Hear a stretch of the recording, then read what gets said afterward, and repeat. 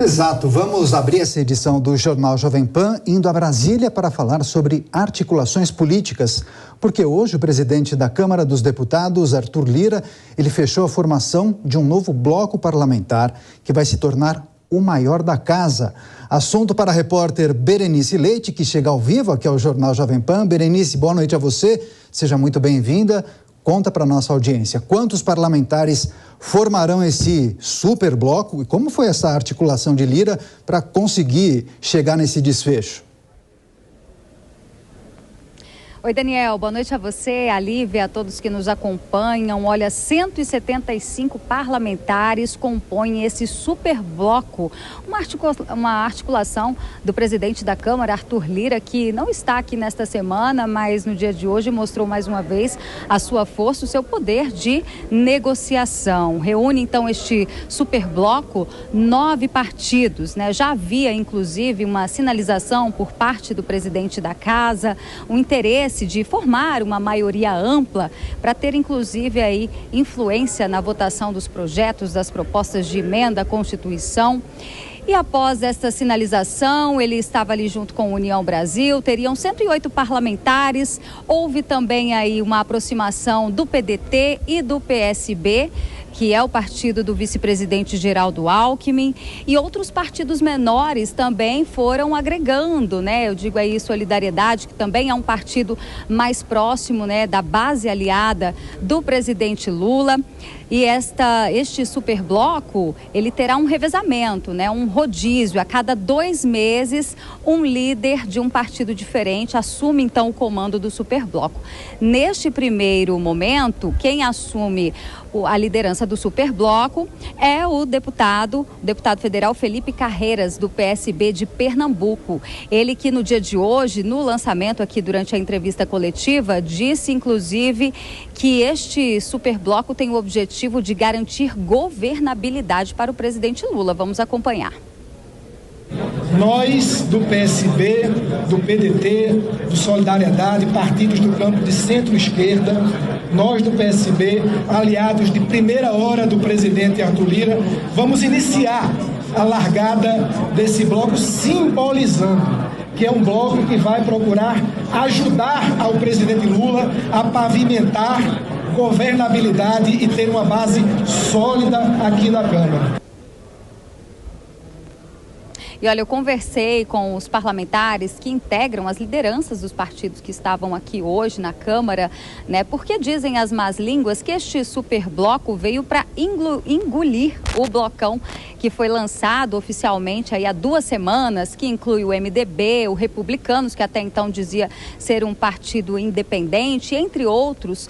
Eles formam aí um grupo de 142 parlamentares, né? E que o superbloco agora, articulado pelo presidente da Câmara, Arthur Lira, se torna então o maior grupo e que tem agora então mais governabilidade aqui dentro, né? Além disso também, eles têm a possibilidade dos partidos menores, inclusive, fazer indicações para comissões mistas, algo que para os partidos menores ficaria muito distante se estivessem aqui sozinhos, digamos assim. Eu conversei inclusive a respeito desse rodízio das lideranças, né, que a cada 2 meses deve mudar aí o comando do superbloco, e o deputado federal André Figueiredo disse que ele é o próximo, no próximo bimestre é ele que assume, e falou inclusive sobre esta questão de influência na votação dos principais projetos que devem tramitar aqui na casa este ano. Vamos ver. O deputado Felipe Carreiras mostrou interesse, ele inclusive tinha me indicado, eu também disse, não, abro mão para você. E o PSB tem um partido do vice-presidente da República. Então, nós temos a compreensão de que esse bloco, para sinalizar que de forma alguma é um bloco para afrontar o governo, nada mais importante que começar sendo liderado pelo líder do partido do vice-presidente da República.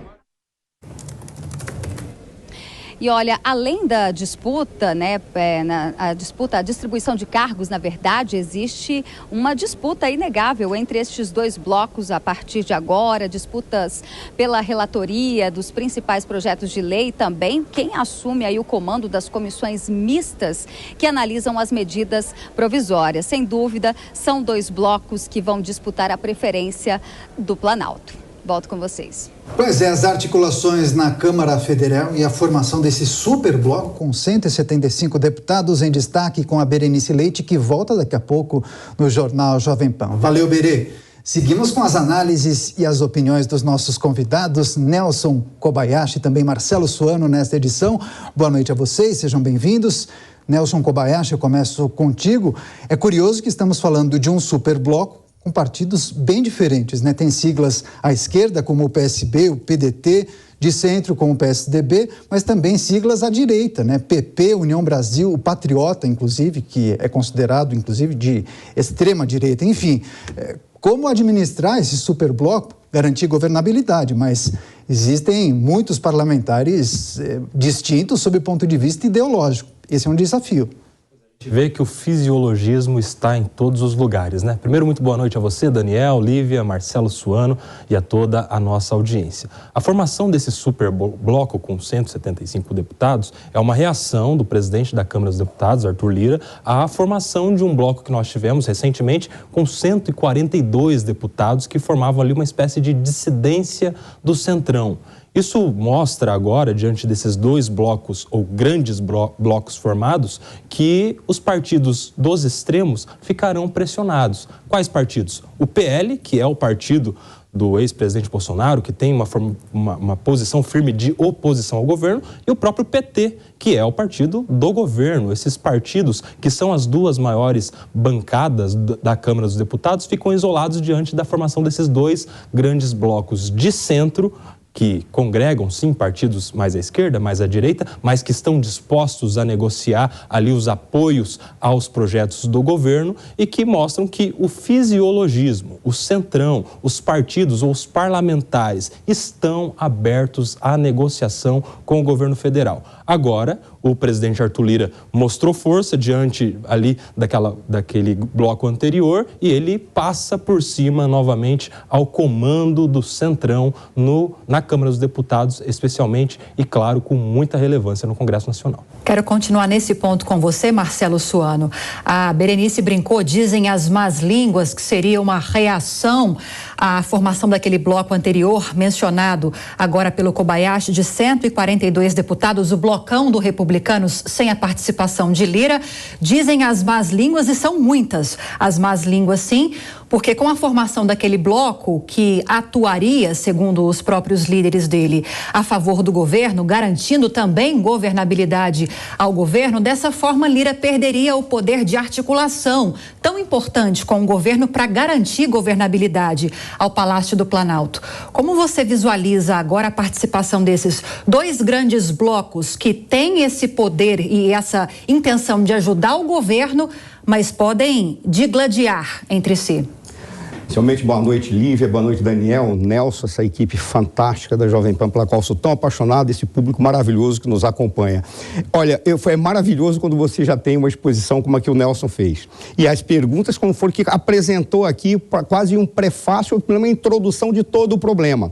É interessante que, como você colocou, é um bloco que foi criado para bater no bloco que havia, mas tem coisas que são significativas aí. Como o Nelson falou, é o fisiologismo. É real, mas as regras do jogo, é isso mesmo, é o fisiologismo. Você tem... Eu lembro que quando... as regras do jogo levam a isso, pelo sistema que nós temos. Eu lembro que quando foi apontado que havia uma maioria conservadora no Congresso, ou em especial na Câmara dos Deputados, eu dizia, a primeira coisa que se espera dos parlamentares brasileiros é que você ter uma certeza, uma dúvida. A certeza que vai ser traído, a dúvida é quando. Mas aí não é só uma questão de traição, é uma questão de jogo do poder muito bem posicionada pelo Lira. E o Lira não apenas deu a resposta àquele bloco do governo, como ele falou, eu ganhei. Por qual razão? 175 parlamentares. O que isso significa? Ele tem capacidade para, sozinho, com este bloco, dar entradas para fazer projetos de emenda à Constituição. O bloco do PT não pode, porque são necessários 171 assinaturas. Ele já mostrou a que veio e já está enfrentando ali de uma maneira muito precisa o bloco do governamental. Mais umas coisas são interessantes. Olha que coisa curiosa, no bloco do Lira está o PSDB.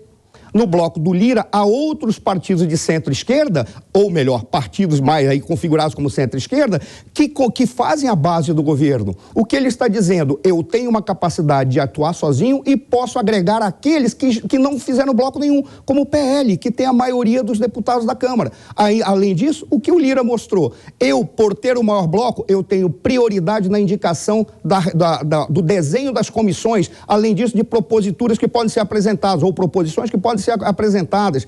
Ele deu a resposta sim, e ele está mostrando o que ele quer na lógica do poder, nas relações entre legislativo e executivo, e ele está ganhando, mesmo que no Senado haja alguma resposta por parte do governo para tentar confrontá-lo. Ele fez um gol de placa.